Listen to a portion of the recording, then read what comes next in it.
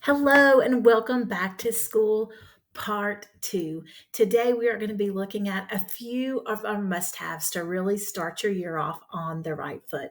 The first one that I want to talk to you today are about the kid-friendly connecting themes and enduring understandings.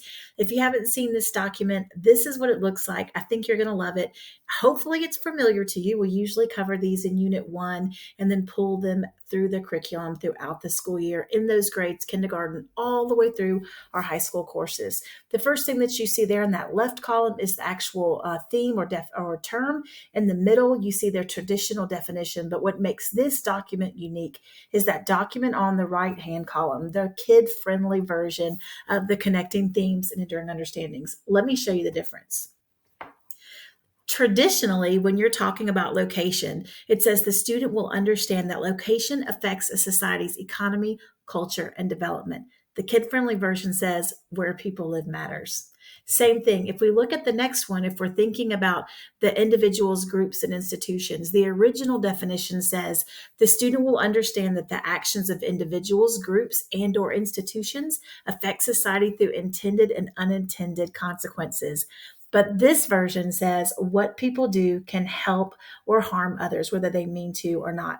This document is so appropriate, whether your students are elementary age or middle and high school age. This is a great tool for all students. It's especially helpful for our students with disabilities and our English learners. So I challenge you to check this out. Let's talk about a few things that you can do with it.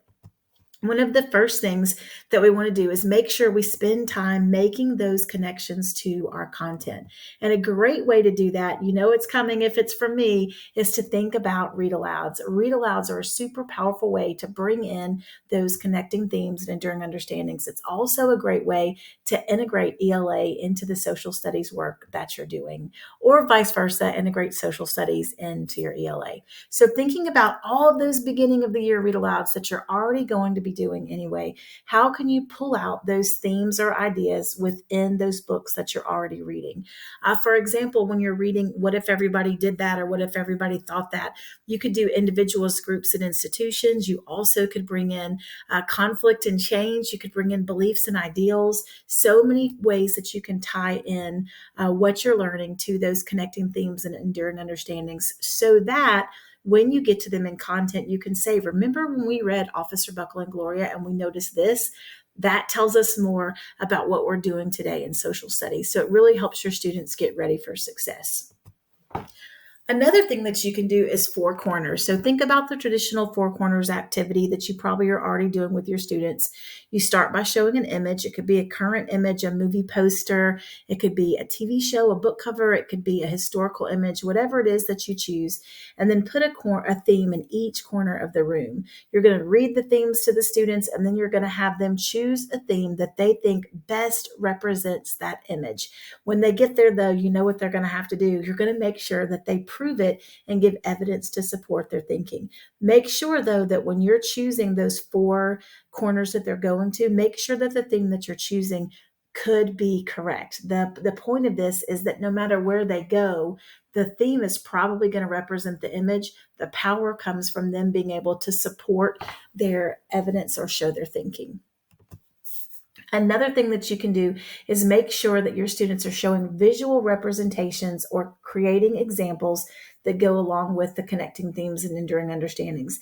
These could be things that they draw. These could be things that they create. These are things that they could pull from other images or resources to compile a way to show definitions to those connecting themes and enduring understandings. Where do you find them? You know where they are. Everything that we're sharing today is on Georgia Inspire. So you're going to visit Georgia Inspire, then go to your grade or course, and then check out the course wide resources, and you will see the document listed there below.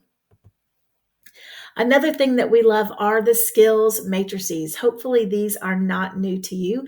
We have the map and globe skills, and we also have the information processing skills. I hope that you'll notice those lavenders and purples that you see there on the document. That's when those skills are introduced, and you'll notice that most of those skills are introduced in K 5. So we want to make sure that we're taking time to introduce and develop those skills as we're working through the year. We always say that the standards are the what we're teaching and the skills matrices are the how we teach them. So just like those connecting themes and enduring understandings, we want to be looking for connections in our social studies content, but also in other contents. When you look at those information processing skills, so many of those skills are ELA skills. Same thing, so many of them are math skills or science skills where they're making observations and then listing what they know. They're putting things in chronological order. They're talking about the main idea. They're talking about consequences and supporting their thinking with evidence. All of those things are shared in other content areas. So where are you going to find them? You know where. They are going to be in Georgia Inspire. Again, visit Georgia Inspire, go to your grader course, and then check out those course-wide resources. Next thing I want to talk to you about is that social studies look for's document. Hopefully this is an oldie and goodie that you know well. The social studies look for document is such a powerful tool when you're planning. As you go through there, I want you to be thinking about all of those things that are included in the document. Opportunities to ask those rich, essential questions, study artifacts, collaborate with peers, think through those 4 hats, making sure we're covering all of those social studies domains. And of course, making sure that students are swirling, speaking, writing, illustrating, reading, and listening. One thing though about that Look For's document, remember that is for a whole unit or a whole understanding that you're teaching your students. It is not for you to complete in one day. This is for a full unit or a full week of study. It's not something that you're going to complete in a day. Guess where you're going to find it? I bet you already know, Georgia Inspire. You're going to visit Georgia Inspire, go to your grader course, and then visit your course-wide resources. As you go through your year, I hope that you will be super intentional as you plan. Pull out all those documents that I shared with you today and make sure that you're using those as you build your lesson plans.